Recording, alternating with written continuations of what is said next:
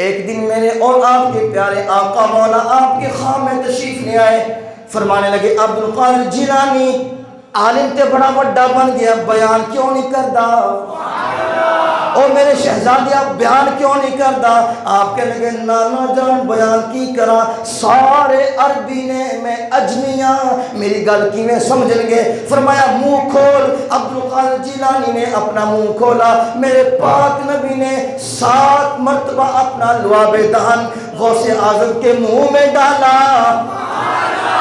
ہم جا کے جناب بیان کر، لوگوں میں واعظ و نصیحت کر۔ عبد القادر جیلانی فرماتے ہیں پہلے میرے دل میں جذبہ گوشہ نشینی تھا، جا کے چھپ جاؤں اللہ اللہ کروں، لیکن جب آقا کریم نے اپنے لعاب دہن سے نوازا، پھر میرے دل کے اندر اور سینے کے اندر جناب ایک علم کا سمندر تھا جو ٹھاٹھے مارنے لگا، اور دل چاہتا تھا ابھی یہ سمندر جو ہے علم کا امت مصطفیٰ کے اندر لوٹا دو، لوگ اس سے فیض یاب ہو۔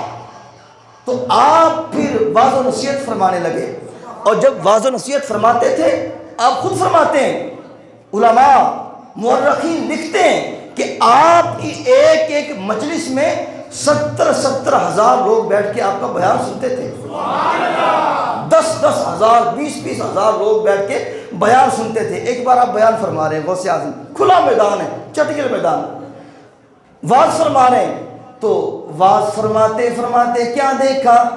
آسمان پر بادل گرج رہے ہیں، پہلے تو گرجتے رہے، سیاہ بادل آئے گرجتے رہے، پھر کچھ دیر کے بعد بادلوں نے برسنا شروع کر دیا۔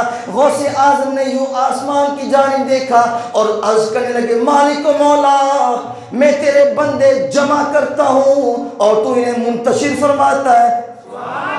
اے مالک و مولا، میں تیرا فرمان سنانے کے لیے اکٹھے کرتا ہوں اور تو انہیں منتشر فرماتا ہے۔ مورخین لکھتے ہیں جتنے لوگ موجود تھے وہ کہنے لگے ہم نے اپنی آنکھوں سے دیکھا، ابھی آپ کے الفاظ کی گونج فضاؤں کے اندر موجود تھی، ختم نہیں ہوئی تھی، اس چٹیل میدان سے بارش نے برسنا بند کر دیا، چاروں طرف بارش کھل کے برس رہی تھی۔ رب نے یہ مقام غوث اعظم کو دیا ہے، یہ مقام غوث اعظم کو دیے، چاروں طرف بارش ہو رہی ہے، اس میدان پہ بارش نہیں ہو رہی۔ ہاں جی، رب نے یہ محبوبیت کا مقام دیا، ہاں جی یہ مقام دیا۔ اللہ اکبر۔ ٹائم جو ہو گیا، گل میں مقام لگ گیا جی، بس گل بالکل اختتامی مراحل۔ غوث اعظم رضی اللہ تعالیٰ عنہ آپ ہی وہ اللہ کے ولی ہیں۔ میں نے عرض کیا نا آپ کی مجلس میں 70 ہزار لوگ بیٹھتے تھے، 400 علماء قلم دعات لے کے بیٹھتے تھے۔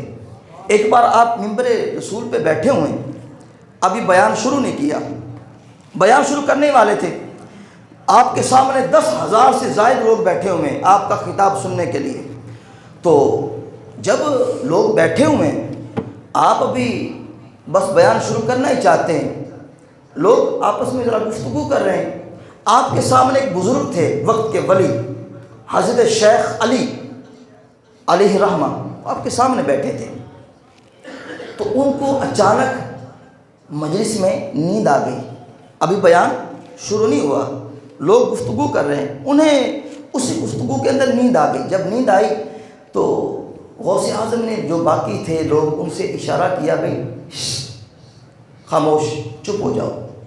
آپ کا فرمانا تھا کہ سناٹا چھا گیا، صرف دھڑکن کی آواز آ رہی تھی یا سانسوں کی آواز آ رہی تھی، اور بالکل آواز سناٹا ہو گیا، سکوت طاری ہو گیا۔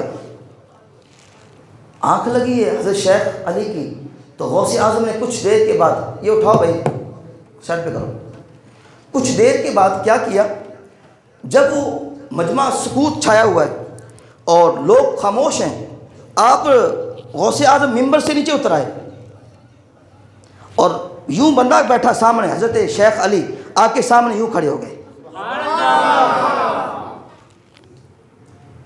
لوگ پریشان، کیا معاملہ ہے، آج تک ایسا کبھی ہوا نہیں ہے، آج عجیب ماجرا ہے۔ غوث اعظم نے آنکھیں بند کر لیں اور دست بستہ یوں کھڑے ہو گئے۔ جب تک وہ بندہ اپنی کیفیت میں رہا، اللہ کا ولی، آپ یوں ہی کھڑے رہے۔